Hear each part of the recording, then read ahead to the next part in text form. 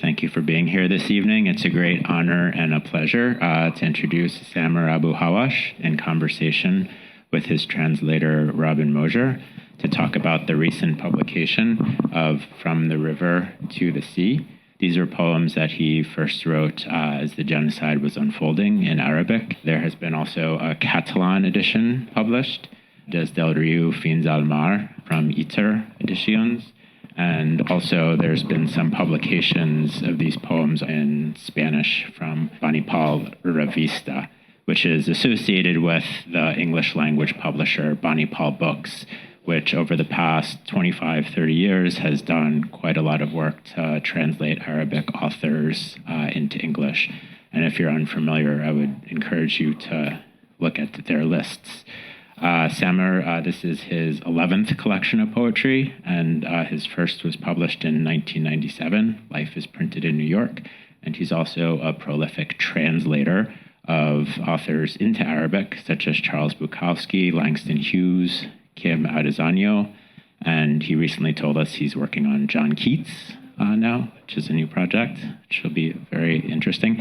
Robin Moger is an acclaimed and award-winning translator of Arabic literature into English. Among the many authors that he's worked with, aside from Samer, include Iman Mursal, Motherhood and Its Ghosts, and Traces of Inyat, and also recently Mohammed Keher's Sleep Phase, which was recognized by the National Book Awards in the translated literature category.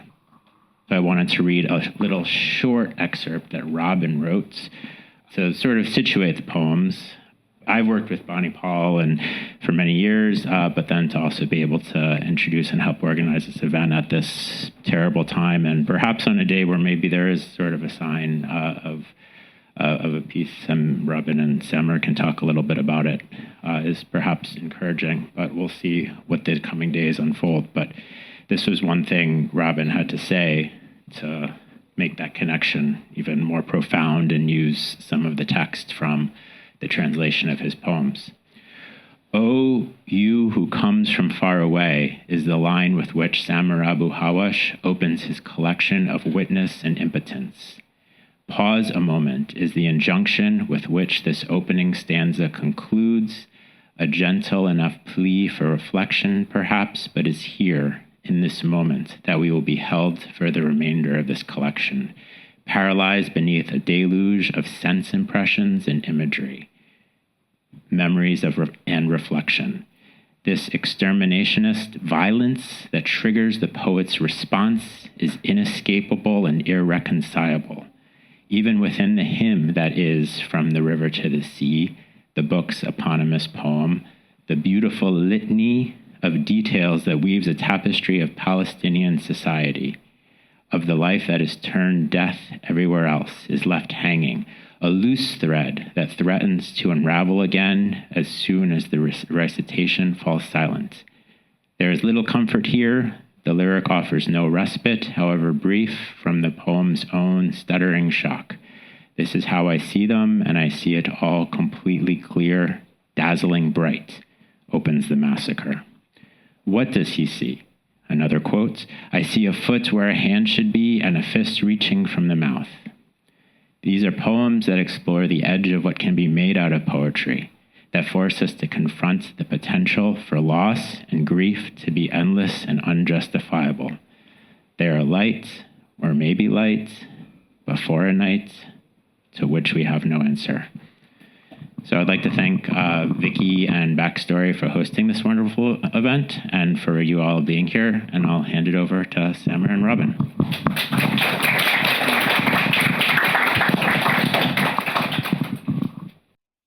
So we'll start by some short poems from the book. I'll read in Arabic, and then Robin will read the translation. نظرات أطفالنا بين الخرائب ليست إلى أسفل، ليست إلى أعلى،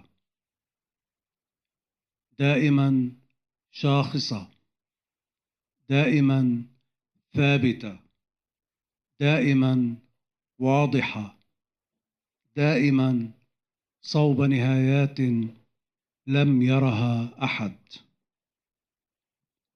أولئك الذين زعموا أنهم رأوا الضوء لم يروا عيون أطفالنا وهي تنظر من بعيد، حزينة ميتة ساخرة، عيون أطفالنا وهي تحدق بنا، بهم وبنا وبهم من خلف القرون.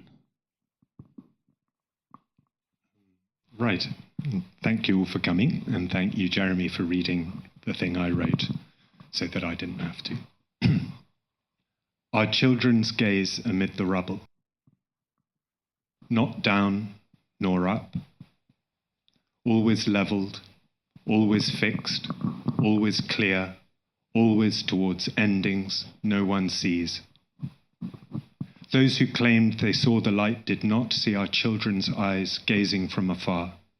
Sad, dead, scornful children's eyes, as they stared at us, at them, and at us, and at them, from behind the centuries. And before we've got a sort of list of poems that we're going to read tonight, and it's at the moment quite a long list, so I'm not going to say too many things in between them. For me, Samer, that poem at the beginning and the very first poem that I referenced in the little piece I wrote for the book is important maybe to read because it is about gazes and looking. And as I think of this collection myself, it's a collection of witness, of watching, and not always in a comfortable sense, in a sense that maybe we can say when we commit activism, we talk about bearing witness, and that can sometimes be, although a call to begin an action, it can almost close the action off at the end. This is about witnessing and not being able to do anything, or being frozen in witnessing. And when you wrote that, when you were writing these poems, where were you, Samer? Like, where were you, literally? I was in Spain. Yeah. Yeah, in here in Barcelona. Just arrived? Yeah, 1 year. 1 year. Yeah, I've been for a year here. And you know, when I mention the gazes or the looking throughout the book in many poems, because it's not as I say it more clearly in the poem called "The Boy." It's not about just looking and witnessing. It's about realizing that in a way we are being looked at from the victims, because the victims demand us and ask us, what are you doing? And especially the eyes and looks and gazes of the children. When you see them, it's shocking how, especially when you see, for example, there was this boy bidding farewell to his friend who was killed. They were both 8 years old, and the boy was alive, sitting next to the other boy, and he's just looking, and he's not crying, not screaming, not saying anything. He's just looking. So for me, this says a lot about everything, you know. So it's kind of looking and reverse looking in a way. Which the next poem we're going to read, which in English is called "The Massacre," is also about looking, or starts with an image of. Maybe better to use the verb that I've used and he's used, which is seeing. And what Samer just said about the child just staring is very interesting. But for me, it brings me back to this idea of inescapability. There's something paralyzing about being looked at and confronted with something that is an absolute, like there's the absolute evidence of it. And this is a poem that for me is a bit about that. المجزرة. هكذا أراهم وأرى كل شيء بوضوح تام بلمعان باهر. أرى قدما في موضع اليد وقبضة تمتد من الفم، وأرى الأجساد جذوع أشجار مقطوعة متناثرة. وما الفرق في النهاية ما دمنا سندفن كل شيء في نظرة واحدة؟ نعرف أننا وصلنا إلى حيث لا شيء يعود.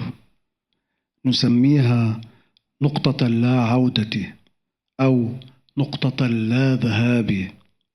لا فرق، نبقى هنا في الموضع ذاته من الألم. نرى وجه طفل، شعره، أسنانه، وربما ابتسامته تنبت في ذراع طفل آخر.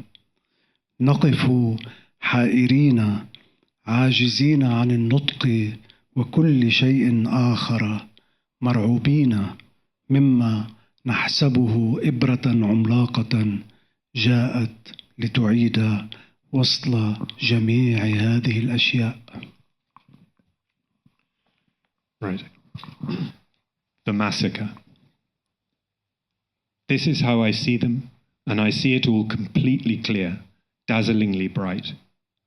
I see a foot where the hand should be, and a fist reaching from the mouth, and I see the bodies like tree trunks cut and scattered.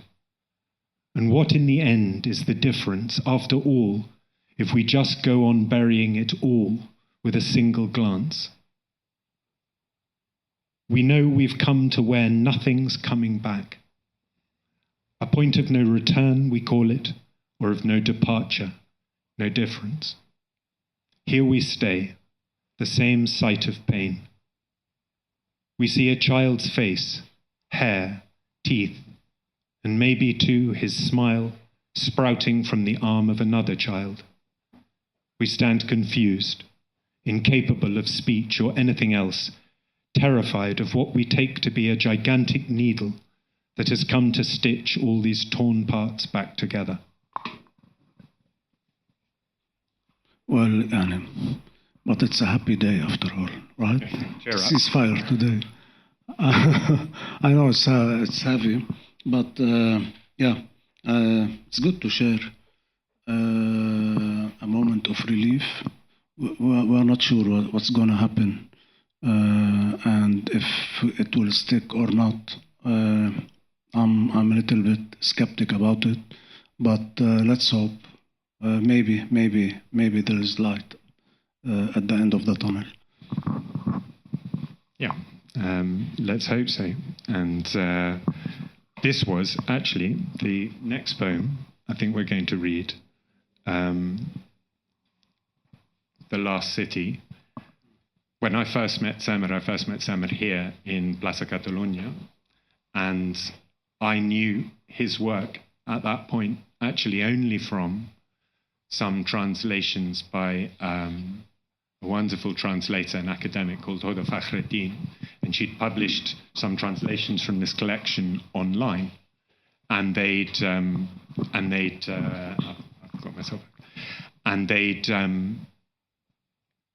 gone more or less, I don't know, they'd gone viral, but like they'd been shared a lot, and a lot of people had seen them, and they were kind of coming up. You could sort of see them everywhere. And this was maybe the poem, wasn't it? This was the poem that maybe was shared most of all.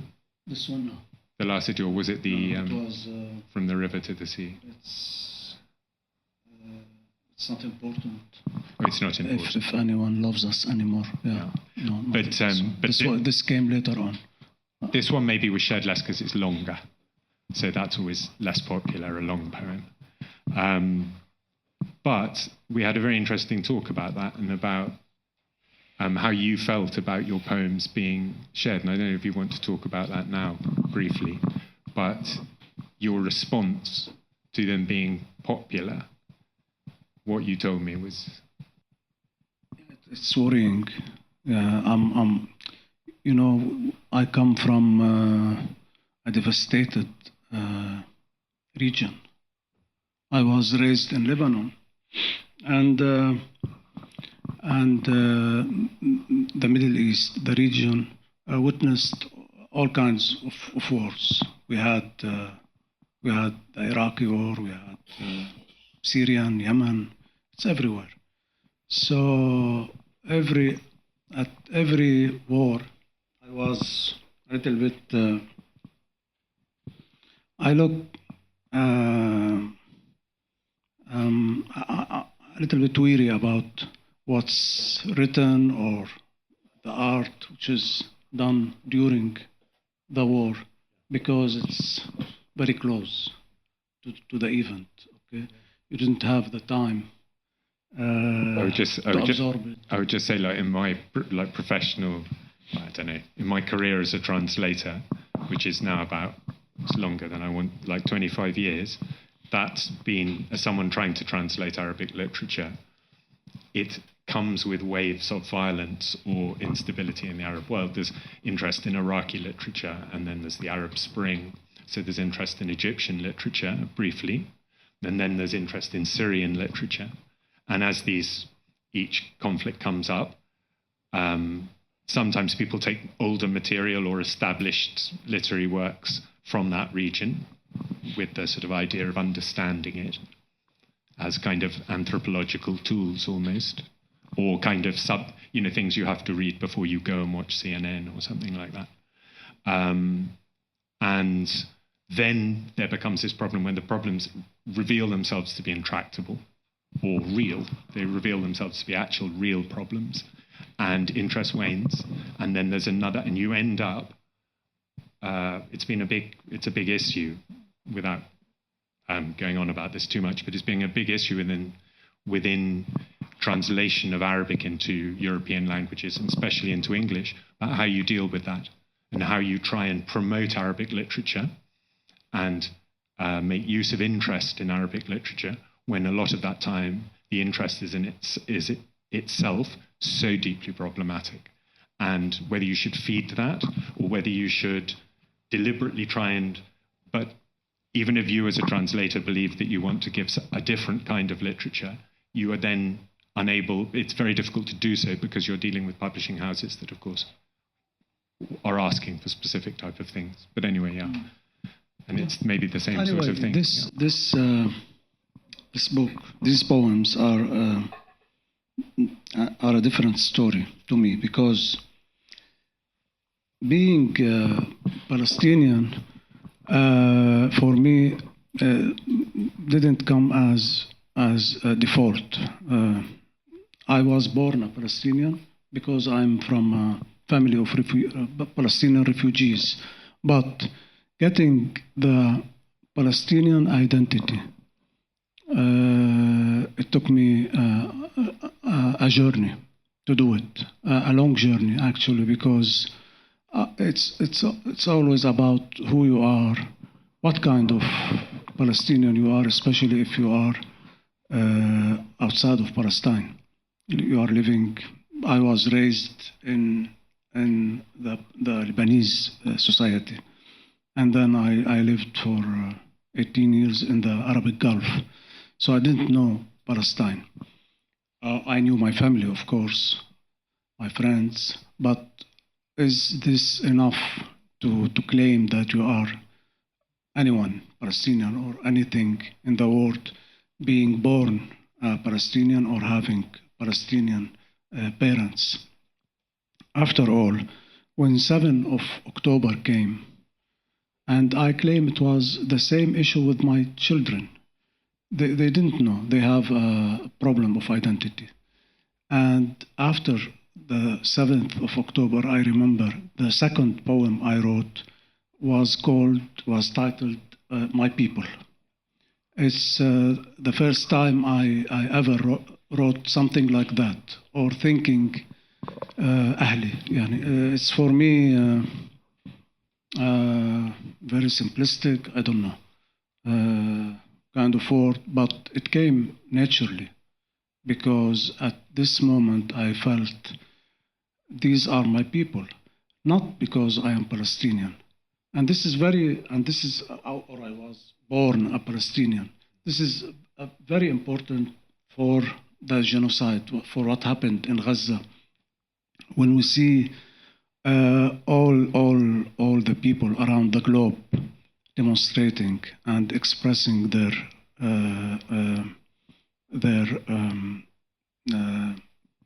rage and sadness about what's happening, you get the feeling, and at the same time, you have some Palestinians who said nothing and did nothing.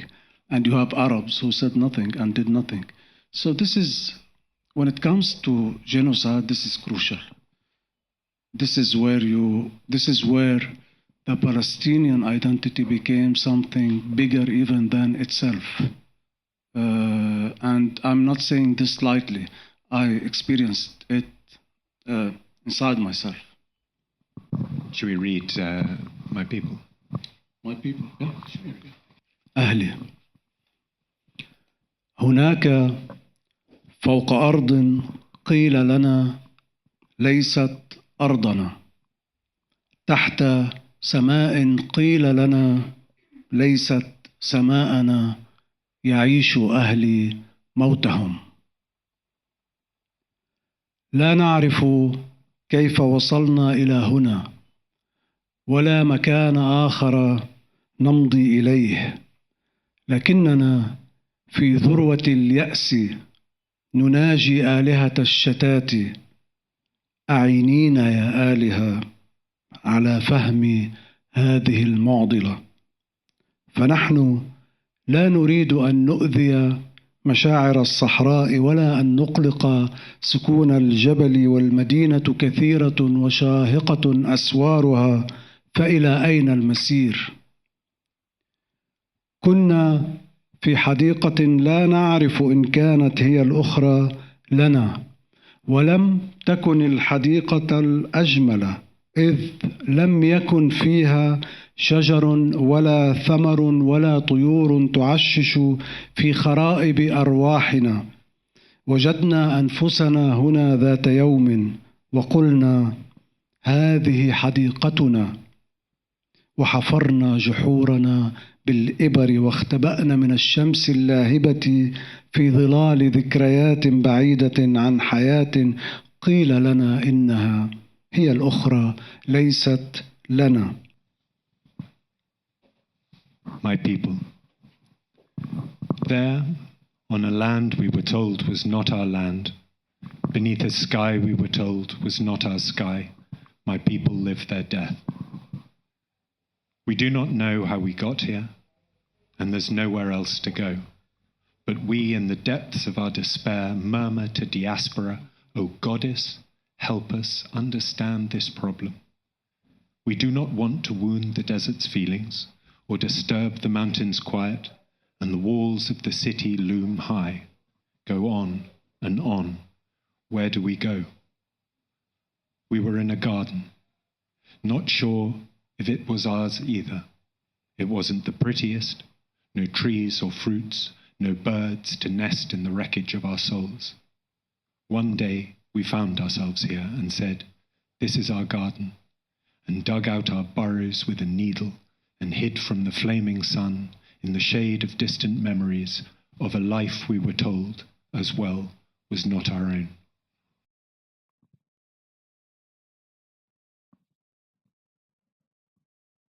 لم نأتي من جهة ولا من مكان، تساقطنا كالغبار من نجمة ميتة بمحض مصادفة فلكية من تعامد الشمس مع كوكب اليأس. لا فكرة لدينا عما كان في البداية ولا عما سيكون في النهاية، لم نعد نذكر شيئا سوى أننا هنا نتشاطر رغيفا يابسا وعالما يابسا ودموع أنهار جفت وأمهات. لا لون لنا ولنا جميع الألوان، لا ملامح أقصى أو أرق، ولا لغة، لا نقطة انطلاق، ولا وجهة أخيرة. في كل مطار على هذا الكوكب واحد منا يصف لغريب علة وجوده على هذه الأرض. نعيش حياة شيقة، كل يوم مغامرة، وكل نفس معجزة، وحين نموت أخيرا نموت كثيرا. يضجرنا الرحيل ويفزعنا الشتات، حتفنا جلبة تكفي ليوم شيق آخر في أكناف السماء. لم يعدنا رب بشيء، وأهملت ذكرنا الكتب. تركنا نطارد أشباحا تطاردنا من أجل مصعد لم يعد يصعد إلى أي سماء. أهلي يدونون أسماء أطفالهم على الأيدي والسيقان ليتعرفوا عليهم في المقتلات. يرسلون نظراتهم بعيدا في الحقول، ولا ينسون أن يتلمسوا في الطرق كل حجر صارخ وكل غصن مستحيل، لعل إشارة أو صوتا، لعل أغنية أو صلاة تعيد وصلهم في ظلمة واحدة. We came from nowhere in particular, drifted down like dust from a dead star, pure cosmic chance aligning sun and despair. We have no idea what it was in the beginning, nor what it will be in the end. We remember nothing anymore, just that we're here, sharing up between us a dry loaf and a barren world, and the tears of rivers that dried and of mothers. We are colourless, and we have all the colours. There are no faces crueler or finer, nor language. There is no starting point or destination. In every airport on this earth is one of us describing to a stranger the reason why he's here on earth. We live an interesting life, every day an adventure, every breath a miracle. And when at last we die abundantly. Departure's tedious, diaspora panics us. Our death is excitement enough for another interesting day in heaven's heart. No God promised us a thing, and the books don't mention us, left to chase ghosts that chase us for a lift that no longer lifts to any heaven. My people write their children's names on their hands and legs so they can be identified in the killings. They send their gaze far out into the fields, never neglect in the streets to feel over every screaming stone, each impossible branch, for a sign or a sound perhaps a song or a prayer, to bind them back together in a single darkness.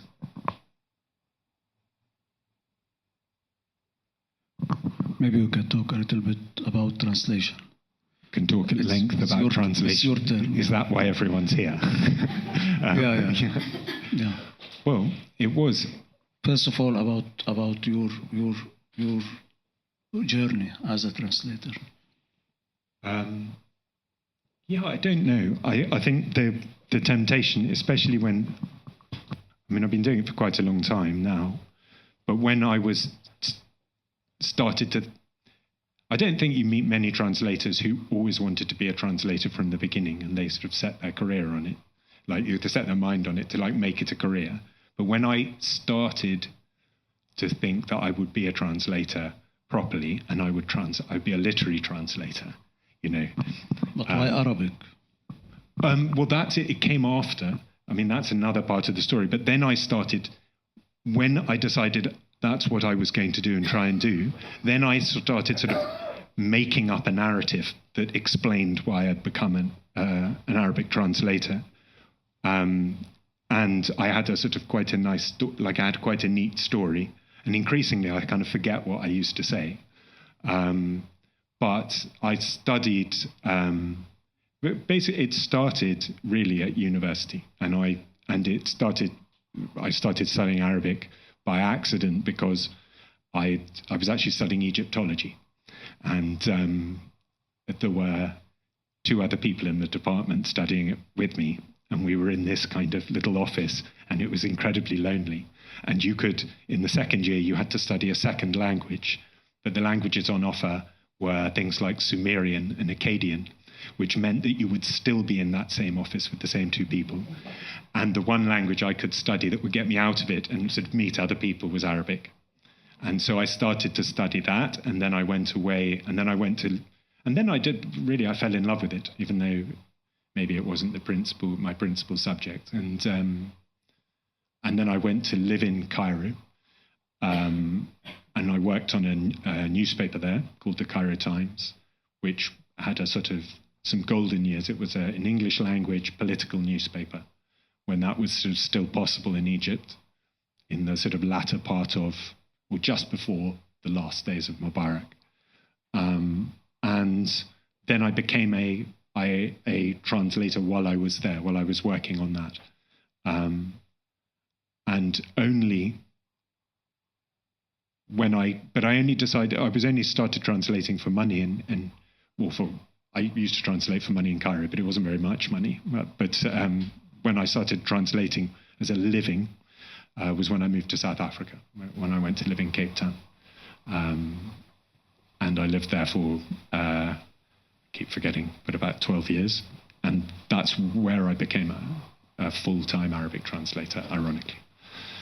And then I came here. But there's no real lesson in my story. It's a sort of series of accidents. Yeah.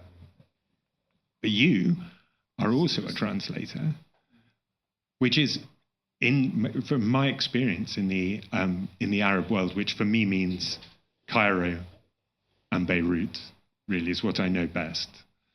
And I mean, I don't much like the term the Arab world anyway, but I know in Cairo and Beirut, translation is, there are so many translators, or it's such a valued skill. Lots of people want to try it the moment they can, who are writers in other. Where did you start? Because I haven't asked you this. I don't know when you started translating. Did it? Same when I got married. Where's my wife? Well, we needed money. Yeah.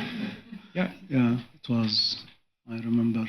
I mean, before AI came along, like translating was the writing you could do. If you're a writer, it was the writing that would pay you money. You sit and have the dictionary and all the stuff around you. Yeah. It was 1998.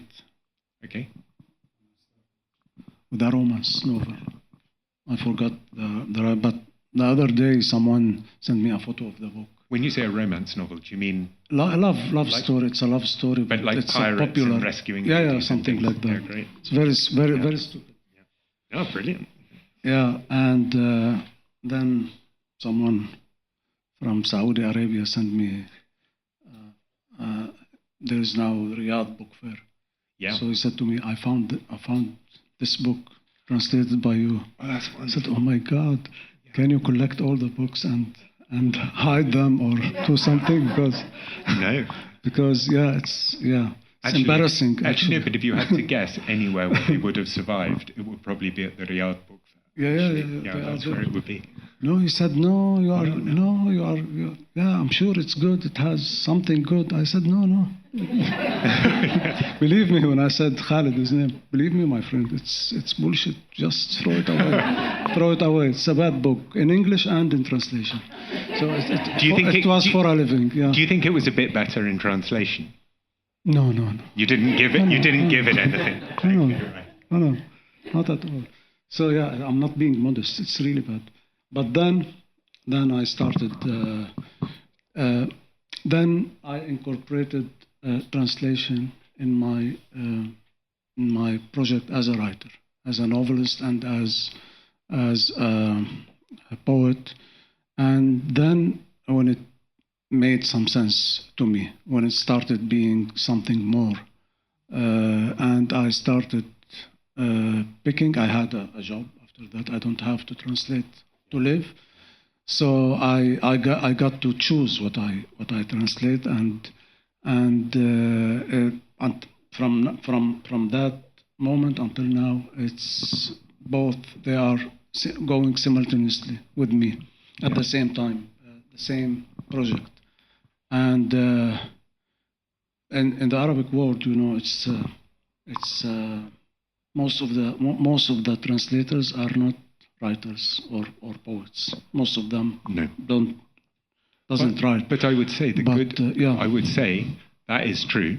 There's the translators. I mean, my experience was with Egypt. There's the sort of classic translators, and then there's the writers who appreciate the translators, but they're different people. Except, I would say, very good poets, especially like in Egypt, like poets I liked from the 90s generation. These sort of people, they all translate.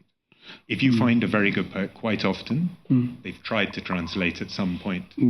Because so much of their reading experience came through translated novels. Exactly. In Ezbekiya in Cairo, for example, all those booths selling translated novels to maybe a far greater extent than is important in English. After all, translation is a sort of reading. It's reading. It's reading, discovering yourself through others, through the writings of others, who you are, what do you like, don't like, etc. So that's mainly why I think I have a problem with memory. I forget a lot. Since my early years, I really forget a lot. I don't memorize anything. So when I read, and I belonged to the same generation, 90s, when I started, and it was after the end of the Lebanese Civil War. And there were still some, after the collapse of the Soviet Union, of Berlin Wall, there were still these old communists and leftists who can recite to you a full page. Can I just say, if we're talking about communists in translation, the only people that ever paid me properly in Cairo was the Egyptian Communist Party, which was one old man in an office in a really nice building, and he was the best client I've ever had in my life, and he had less money than anyone, and he paid me over the market rate. And I just want to say that. That's good. That's good. Do you know, at the time, 90s, I think it was the end of an era of the classic writer or translator, because people would remember and quote. They would read a book and they would start quoting from it. I couldn't do that. I couldn't remember anything. It's always it washes away. So a translation, on the other hand, helps you not only to remember it. It roots what you read inside you. I really like what you say about translation being reading, and maybe just to extend that one step further, a translation, when you come across a translation, i.e. the published thing, the object, that is a reading. And it's a very, I find it sort of far more profound in that sense than expected. I was almost surprised by translation. The way translation became part of your writing project, it forces you to understand what a reading is, the relationship between you reading something on the page, how this operates in your head in forming images, how a narrative affects you, because you then have to take that and crystallize, you have to give it, take away its fluidity and put it back on the page as something supposedly concrete and fixed and immovable. And that relationship, well, I'm going to say something very pretentious, but I was writing, there's an Egyptian writer called Yusuf Racha, that you might write. And we were writing to each other, and in classic Islamic theology, or theology, fiqh, there's something called ilm nuzul, which is the study of basically a whole department collecting stories from the Sahaba, who were the companions of the Prophet, about how the Quran was delivered to Muhammad, peace be upon him, and how this happened. And you have stories, for example, like he goes into the cave and he's there for sort of like 3 weeks, and he comes out and he has 2 verses, like 2 lines of the Quran, or he's riding he's riding with the Sahaba, and suddenly his eyes flicker, and he has pages and pages come out of him. And this is a metaphor for what a reading is, I find to be quite powerful, because you don't know how reading written words and then having to reproduce them works until you've tried to translate, which is why I think it's a fantastic thing to do for anybody, because it allows you to understand what a reading is.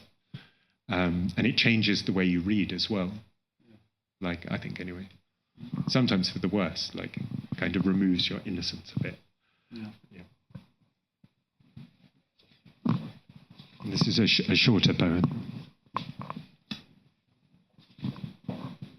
Well, this poem, a woman beneath a sheet. Yeah. It's a description of a real photo I saw of a dead woman, a dead Palestinian woman, covered, her half body covered, and the other half is showing. And then you think of how killing deprive the victims from their dignity. And this is the same Jean Genet saw in 1982 when he went to Beirut after the Sabra and Shatila massacre. And he wrote, I think, the book called 4 Hours in Sabra and Shatila. And he describes the bodies he saw.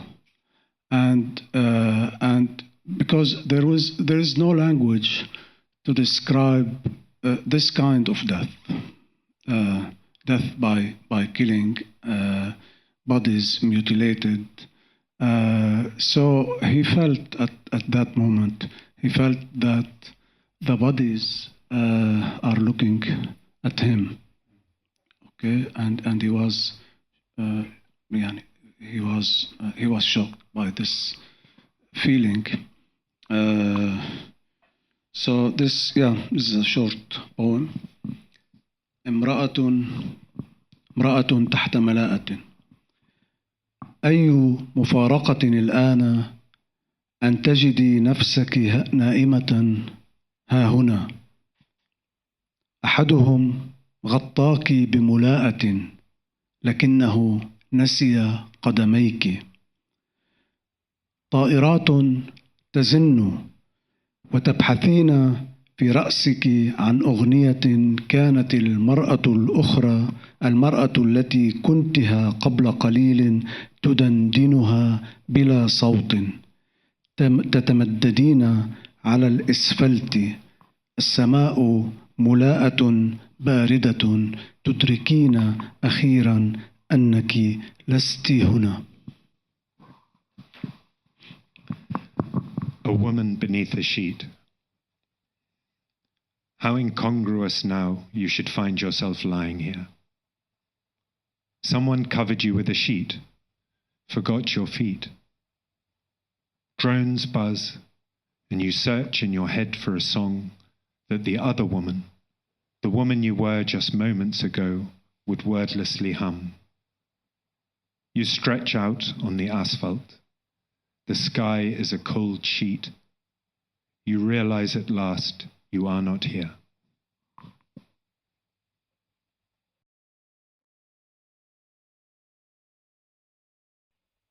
I will read now من النهر إلى البحر, but I will not read it in full because it's long. So I will read two sections, at the beginning and at the end, because it's all based on repetition.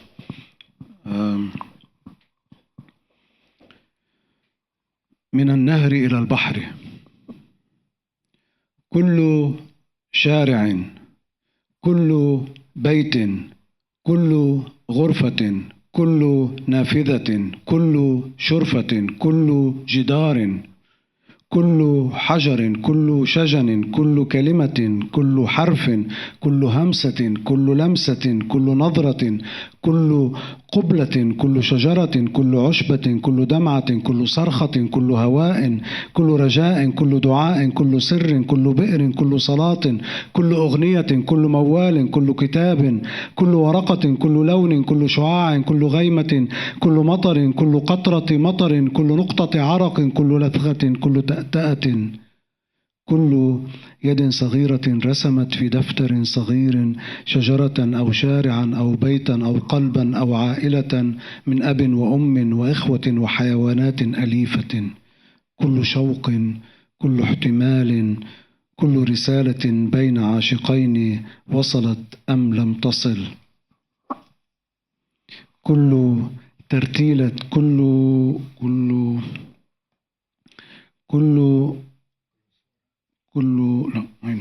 مسمار كل أغنية كل موال كل مرآة كل مشجب كل مقعد كل رف كل حلم كل وهم كل أمل كل خيبة كل يد تحضن يدا كل يد وحيدة كل فكرة شاردة كل فكرة جميلة كل فكرة مفزعة كل همسة كل لمسة كل شارع كل بيت كل غرفة كل شرفة كل عين كل نظرة كل دمعة كل كلمة كل حرف كل اسم كل صوت كل اسم كل بيت كل اسم كل وجه كل اسم كل غيمة كل اسم كل وردة كل عشبة كل اسم كل موجة كل حبة رمل كل شجرة كل قبلة كل صورة كل عين كل دمعة كل يما كل يابا كل اسم كل اسم كل اسم كل اسم كل اسم كل اسم.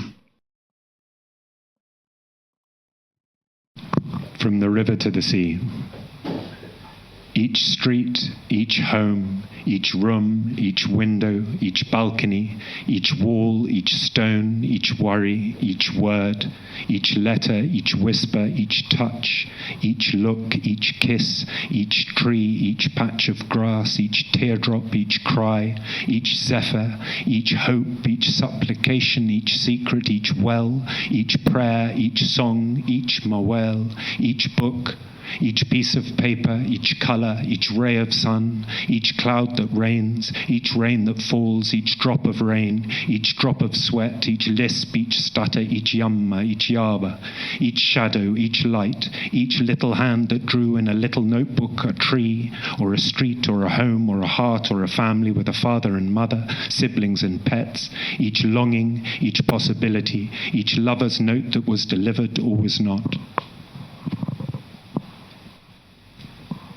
Each nail, each song, each sad mawel, each mirror, each coat hook, each chair, each shelf, each dream, each fantasy, each hope, each disappointment, each hand enfolding hand, each hand alone, each wandering thought, each beautiful thought, each frightening thought, each whisper, each touch, each street, each home, each room, each balcony, each eye, each look, each teardrop, each word, each letter, each name, each voice, each name, each house, each name, each face, each name, each cloud that rains, each name, each flower, each name, each patch of grass, each name, each wave, each grain of sand, each tree, each kiss, each image, each eye, each teardrop, each yamma, each yaba, each name, each name, each name, each name, each name, each name, each name, each and every one.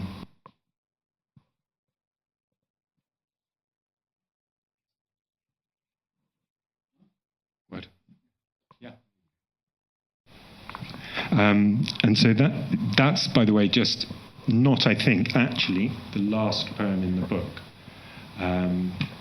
But that was also a poem that was online, wasn't it? Hoda translated.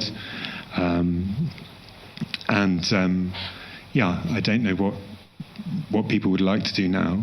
If you want more poems, or any questions or anything that maybe you want us to talk about, you can ask now, or more poems. Yeah. Maybe you don't want to answer this, but I would love to hear more about how you felt when those translations were online. You said that you didn't you felt ambivalent about it. Yeah. But I know that you also said that you maybe didn't want to talk about it. Yeah, it's as I said before, when you write during the war, I always condemned people who write during any tragedy. Okay, I think we need to have a space, time to think, to reflect, to let things sink deeper. But in this case, it was something you couldn't control.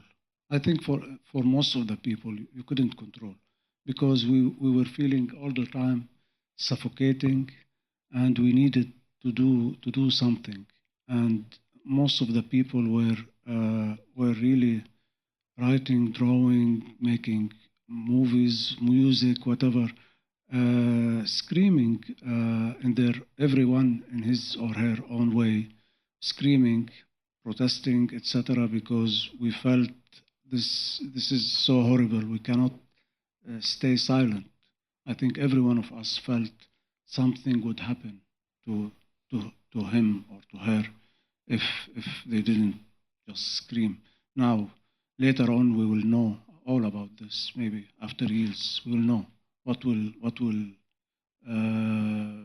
be, what will stick, what will stay, what will be forgotten, etc.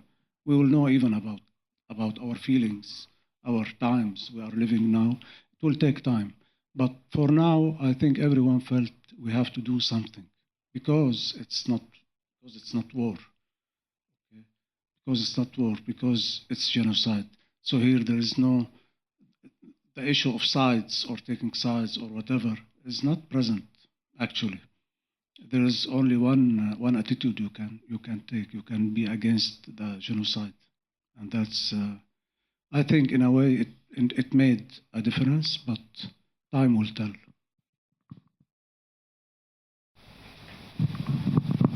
Are you writing at the moment? And if you are, is your writing different than what you've published maybe over time? Poetry? No, I'm not writing poetry right now. I'm writing more articles. Actually, I think in a way these poems came spontaneously, without deciding to write them, and now it's the opposite. I don't have a feeling to write anything. It's just, and with genocide going on and on, I felt really dry inside my soul. I felt my soul is dry. I couldn't even watch what's happening or follow what's happening in the news. I couldn't do it anymore. I felt it's eating me up, and I wanted an escape from all of that. Until lately, I started to be, when I saw the streets, the European streets, and how they are moving, and the meaning of what's happening right now, everything changed for me. I realized as I was saying, I realized it's bigger than Palestine. What's happening is much bigger than Palestine. It's about our human condition right now. So I started feeling a little bit again that I'm alive again inside. I mean, and I feel I want to say things, but I'm not sure if it will be poetry or something else. I have a quick question related to that. It just occurred to me. I wonder whether there's any connection between the book and, or what the connection might be between the book and being in Spain, because you come here after a long time. No You connection. don't think so? No, not at all. I don't think so. But being in Spain actually is a bliss. In a way, if I was living in Lebanon, let's say, in Lebanon, the country I was raised in, and the country I love actually, and I have lots of friends in Lebanon, but not one demonstration came out for Palestine. This is not to condemn anyone, but just to say that, to repeat what I said before about how deeply the Arabic world is ravaged and devastated, to the point every country, every people are so consumed by their own self, their own problems, they cannot do anything. So if I wonder if I was living in Lebanon at the time, what would how would I feel? And Lebanon, I don't know. at the moment as well, has gone through so much. Yeah. You know, in the last 5 years. Yeah. It's particularly bad. It's been forever in Lebanon. Yeah, well, sure. Yeah. So you don't know if I were in Germany, for example. I think I will die. I saw some of my friends who were suffocating all the time, who were living in Berlin and Munich, etc. They were envying me. Oh, you are living in Spain. You know, if people from many people from the Arab world and from Germany, from Italy before this last month, they were all envying us because we are living in the perfect country, in the not perfect moment, in the right time. Yeah. We could end there. Thank you so much. Thank you very much.